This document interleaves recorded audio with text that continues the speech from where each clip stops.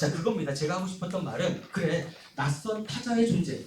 이것이 작동될 때 비로소 우리는 의식이라는 걸 하게 되고요. 그죠? 자기 자신을 바라보게 된다는 거. 이게 없이는 자기 자신을 볼 힘조차 우리한테는 없을 수 있다는 거. 타자의 시선이 왜 필요한지 얘기를 한번 같이 해보고 싶었던 거거든요. 자, 그래서 말입니다. 자, 일단 그 타자의 시선으로 바라본 나, 우리들의 일거어진 삶했는데 여러분, 소인국 얘기는 다들 아시죠? 이게 기본적으로 그 당시에 그 이 책이 쓰여진 게 1726년인가 그러니까 18세기란 말입니다. 계몽주의 시대고요. 근대란 말이죠. 그죠? 고전주의 시대고요. 이 시대에 그 영국에는 토리당과 휘그당이라는 두 개의 서로 대립하는 당이 있었거든요. 토리당은 왕정을 얘기하는 보수적인 정당이었고요. 휘그당은 이것에 반대하는 되게 좀 급진적이거나 변화를 추구하는 자유주의적인 당이었다고 합니다.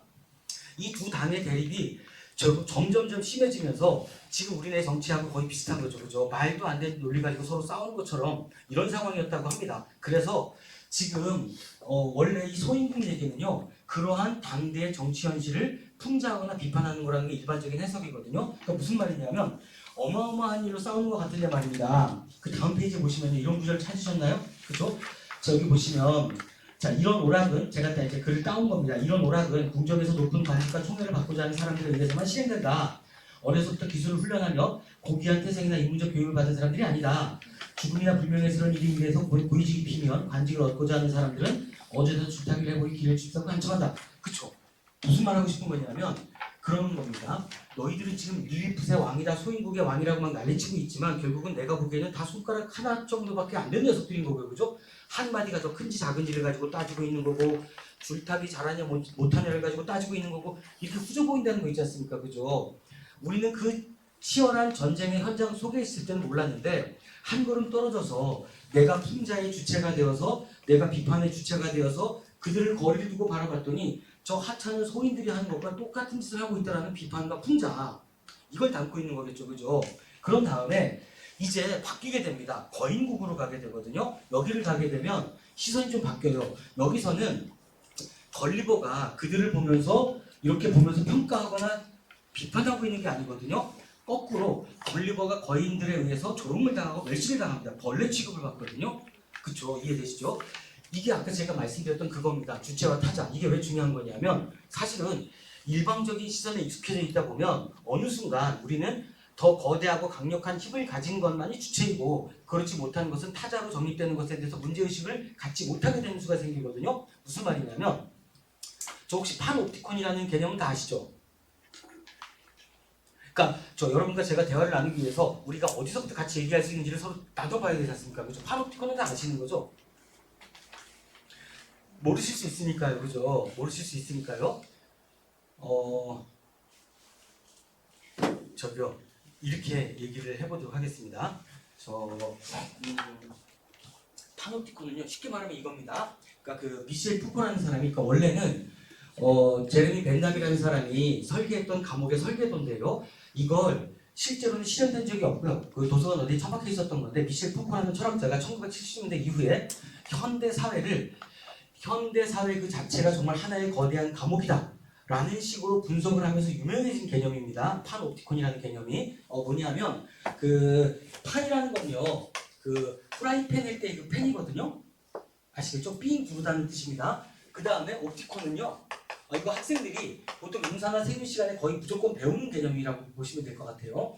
옵티콘은 뭐냐면 이거 왜 안경점에 가면 많이 써있는 글이잖아요. 그래서 본다는 뜻이거든요. 한마디로 말해서 판옵티콘은요, 빙 둘러서 한 방에 다 본다는 뜻입니다. 이게 뭐냐면 여기 중앙에 감시탑이 있단 말이죠. 감시탑이 있어요. 그리고 여기에 창문으로 뚫려 있는 여기는 죄수가 있고 여기는 학생이 있고 여기는 노동자가 있고 여기는 군인이 있고 사회를 구성하는 주체들이 여기 있는 거예요. 그죠? 사회를 구성하는 주체들이 여기 있는 겁니다. 그러면 여기 중앙에 감시탑이 있으면 말이죠. 중요한 게 뭐냐면 CCTV입니다. CCTV 아시죠? 저 CCTV를 하루 종일 쳐다보고 있을 만큼 이 학원에 한가한 사람은 없어요. 그죠? 하지만 누군가가 감시자가 마음만 먹는다면 언제든지 볼 수 있다. 근데 문제는 나는 제가 나를 보는지 안 보는지 알 수 없다. 이 비대칭적이고 일방적인 시선이 딱 정립되는 순간 우리는 어떻게 하게 되죠? 그죠? 실제로 감시자가 있으나 없으나 이 교실 안에서의 우리의 행동은 저 뒤에 있을 수 있는 어떤 규범적인 시선을 가진 사람의 의도나 행위에 맞춰서 행동하게 되죠. 그죠? 맞죠? 이 파노티콘은 실제로 군대에서도 많이 활용이 됩니다. 조교들이 왜 모자를 푹 눌렀었는지 아시죠? 그죠? 모르시나요? 파노티콘 때문이죠. 내가 지금 어디를 보는지 모르죠. 그러니까 모든 훈련병은 사실은 사람의 시선이라는 게 그죠. 이쪽을 보면 이쪽을 못 볼 수밖에 없지만 모자를 뿡 내려 쓰거나 선글라스를 딱 끼는 순간 제가 어디를 보는지 모르는 순간 모두가 다 이 사람이 원하는 행동을 할 수밖에는 없게 되는 거죠. 그죠? 근데 여기서 정말 중요한 게 그거거든요.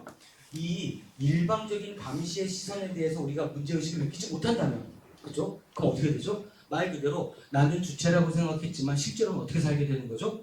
이들이 원하는 삶의 질서를 그저 로봇처럼 따르면서 살게 될 수밖에 없는 이런 일이 생기는 거겠죠. 그죠?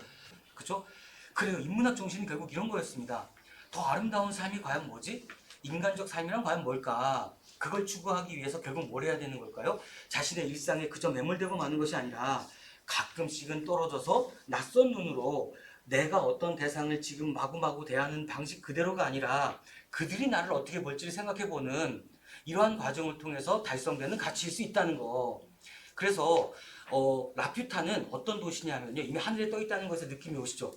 구체적인 인간의 감정과 욕망과 현실을 도외시한 채 저 하늘에 뜬 채로 오직 음악과 순수한 철학과 수학만 연구하는 그런 세상으로 묘사가 되어 있거든요. 거기를 비판합니다. 걸리버는 여기를 비판해요. 이건 제대로 된 삶이 아니라고 비판을 하죠. 그래서 우여곡절 끝에 탈출을 해서 일본 왕을 만나고 거기서 네덜란드 배를 타고 다시 고국으로 돌아가는 요 얘기가 3부입니다. 그런 고생하셨습니다. 이제 안경을 써도 되죠? 궁금하거나 그러신 건 없으신 거죠? 없으실 겁니다. 혹시 관심 있으시면 천천히 읽어보시면 될 것 같아요.